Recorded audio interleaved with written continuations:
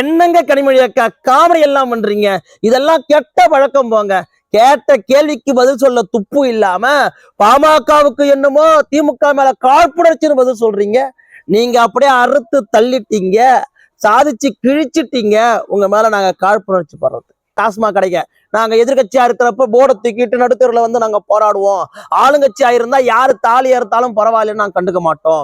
என்னங்க கள்ளக்குறிச்சியில கள்ளச்சாராயம் குடிச்சு இத்தனை பேர் செத்துட்டாங்களேன்னு கேட்டா கண்டும் காணாம பத்திரிகையாளர்களை பார்த்தா 10 அடி தூரம் பறந்து சென்றுவோன்னு நீங்க பயந்துகிட்டு போயிட்டு இருக்கிறீங்க.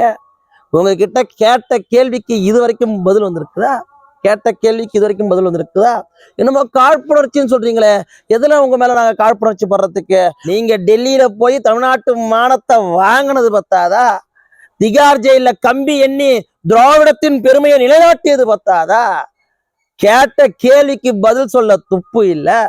என்னமோ வெளிநாடு முதலீடுன்றீங்களே, அதை பற்றி விரிவா தமிழ்நாடு அரசும் தமிழ்நாட்டு முதல்வரும் விளக்க வேண்டும்னு பாட்டாளி மக்கள் கட்சியினுடைய தலைவர் அன்புமணி ராமதாஸ் அவர்கள் கேள்வி எழுப்புனா அதற்கு திராணி இருந்தா பதில் சொல்லணும்.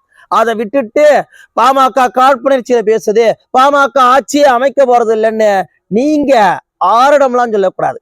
எவன் காலில் கையிலையாவது விழுந்தாவது தனிச்சே நிக்காம எந்த கூட்டணி கட்சி முதுகலையாவது ஏறி உங்களால சவாரி பண்ணிக்க முடியும். இது வரைக்கும் உங்க அப்பா காலத்துல இருந்து ஏன் திமுகவுடைய ஓனர் அண்ணாதுரை அவர்களின் காலத்திற்கு பின்பாக ஒரே ஒரு முறை உங்க அப்பாவிற்கோ உங்க அண்ணனுக்கோ தனிச்சு நிற்க ராணி இருந்துச்சா? இல்ல. நீங்க என்னமோ பாமக ஆட்சி அமைக்காதுன்னு நீங்க என்ன ஆர்வம் பண்றதுக்கு உங்களுக்கு என்ன தகுதி இருக்கு?